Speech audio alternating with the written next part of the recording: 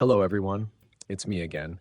And today we're going to take a deep dive into the latest Mongil Star Dive update titled All Those Who Do Not Revere Are Guilty, officially released on June 16th. This is one of the heavier content updates so far, featuring a total of 7 different events, along with a brand new 5-star character. So I think this video will help you keep track of everything you should be doing over the next few weeks without missing any rewards. First, let's talk about the headline character of this update, Nagi, the Whitefire Shaman. Nagi is introduced as the leader of the Serpent Beastkin tribe, and what I find interesting about her character design is the contrast in her personality. On the outside, she appears cold, proud, and almost distant, but deep down she carries a strong affection for her own people. This is exactly the type of character Mongil Star Dive tends to do very well. Characters that combine strong visual design with meaningful story depth. Alongside Nagi's release, the game has also opened 2 new recruitment banners, Whitefire Shaman and Serpent Dragon's White Scale. So if you've been planning to roll for Nagi, this is definitely the time to do it. In addition, the shop has been updated with the new Fi-Fi equipment starter pack under the special offers section, and while a series of relay products in the Whitefire Shaman category, it will be available until July 7th. These are worth considering if you're looking to accelerate your team's gear progression. Now let's move on to the most important part of this update, the event system. The main event, All Those Who Do Not Revere Are Guilty, follows Nagi's backstory and is divided into 4 sections: story, missions, event stage, and shop. The event stage will close on July 7th at 23:59 UTC, but I want you to pay special attention to the fact that the shop, story, and mission sections will remain available until July 14th. This is extremely important because it means that even after you've cleared all the stages, you'll still have an entire extra week to spend your tokens. So don't rush to burn all your event currency the moment you finish farming. Instead, take some time to evaluate which items in the shop offer the best value. The main event currency is the White Snake's Jade Pendant token, and from what I've seen, the most valuable rewards include the Nagi animated background, the Nagi badge, and the 3 compass types: Compass of Destiny, Compass of Memory, and Compass of Promise. On top of that, there are also various character power-up materials available for progression.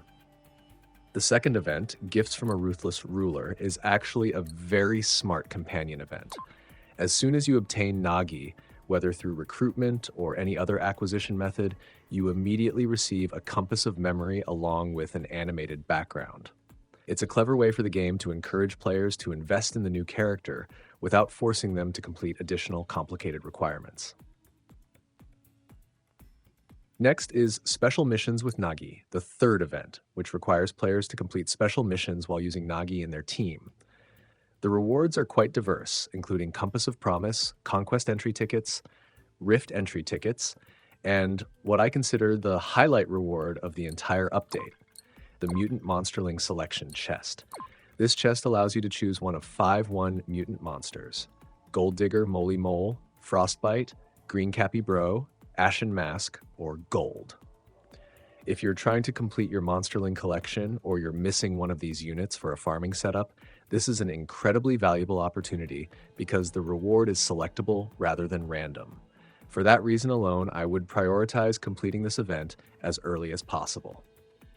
The fourth event is Whitefire Shaman Nagi's 7-day gifts. This is essentially a straightforward login event, but the rewards are consistently useful. On days 1 and 4, you'll receive Compass of Destiny. Days 2 and 5 grant 100 keys. Days 3 and 6 provide Compass of Promise. Then on day 7, you'll receive 2 Compass of Memory at once. One small but important detail: all daily events in this update reset at 00 UTC. Make sure you keep track of the reset time so you don't accidentally miss any day in the 7-day login sequence. In addition to the 4 main events that began on June 16th, the game also has 3 more events scheduled to unlock over the coming weeks, and I think these are worth adding to your calendar. The first is Anomaly Fiend, which begins on June 24th. In this event, players will face a mutated Duoxine. You'll only receive 1 emergency conquest request per day, making this the type of event that rewards consistent daily participation rather than trying to rush everything in a single session. The rewards include starlight crystals and cords of fate, so it's definitely worth keeping up with every day. The second event is 10-day check-in missions, also launching on June 24th. As the name suggests, this is a 10-day login mission series that rewards players with starlight crystals and various entry tickets. It's a fairly simple event, but free resources are free resources, so there's really no reason to skip it. Finally, an invitation to break the ice will run from July 1st through July 7th. The story revolves around preparations for a new encounter. Personally, I suspect this may be teasing an upcoming character or future content update, since the event title feels intentionally vague and somewhat mysterious. However, the official information currently only mentions completing missions to earn Starlight Crystals and Compass of Memory rewards, so for now we'll have to wait for more details from the developers.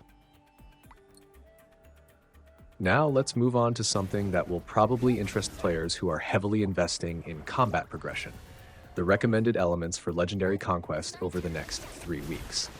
From June 22nd to June 28th, you'll want to focus on Wind, Earth, and Fire teams, since enemies during this period will resist Fire, Ice, and Lightning. For the week of June 29th to July 5th, the recommended setup shifts to Wind, Lightning, and Fire, while enemy resistances become Ice, Earth, and Lightning. Then from July 6th to July 12th, the recommendations return to Wind, Fire, and Earth, while enemies will resist Ice, Lightning, and Wind. Looking at the overall pattern, it's pretty clear that Wind and Fire appear consistently across all 3 weeks. So if you're currently debating which element deserves priority when farming upgrade materials, this schedule is probably the strongest hint the developers could give you. As for balance changes and bug fixes, there are a few important points that directly affect gameplay. First, Penny's jackpot skill description has been clarified to make it easier to understand. However, the developers specifically stated that the character's actual power level has not changed, so Penny users don't need to worry about any hidden nerfs. Second, a fairly significant bug involving Narae has been fixed. Previously, the attack increase from her Awakening Tier 2 coup could sometimes apply to Narae herself instead of being granted to allies as intended. This issue has now been corrected, which means Narae's practical support value for the team should be noticeably stronger than before. Another bug fix addresses equipment drops from Phantom Snow Tiger. Previously, this boss could occasionally drop gear from a different boss pool, but rewards should now match the correct loot table. The developers also improved Esther's photo mode animations for the poses made with a sword and whatever it is without a trace, making them smoother and more natural. In addition, the gathering location for spirit mushrooms in Twilight Ruins has been adjusted to be easier to reach, reducing the amount of time players spend wandering around searching for resources. To wrap everything up, I think this is a very well-rounded update in terms of both content and character quality.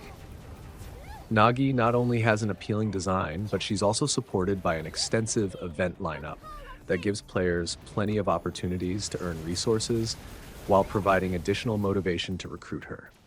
If I had to prioritize the content, I would recommend focusing on special missions with Nagi first in order to secure the Mutant Monsterling Selection Chest. After that, make sure to maintain your daily logins for the 7-day gifts event and the upcoming 10-day check-in missions.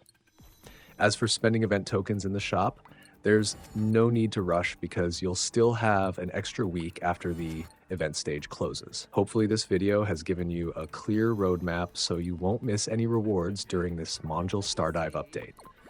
Thanks for watching, and I'll see you again in the next video.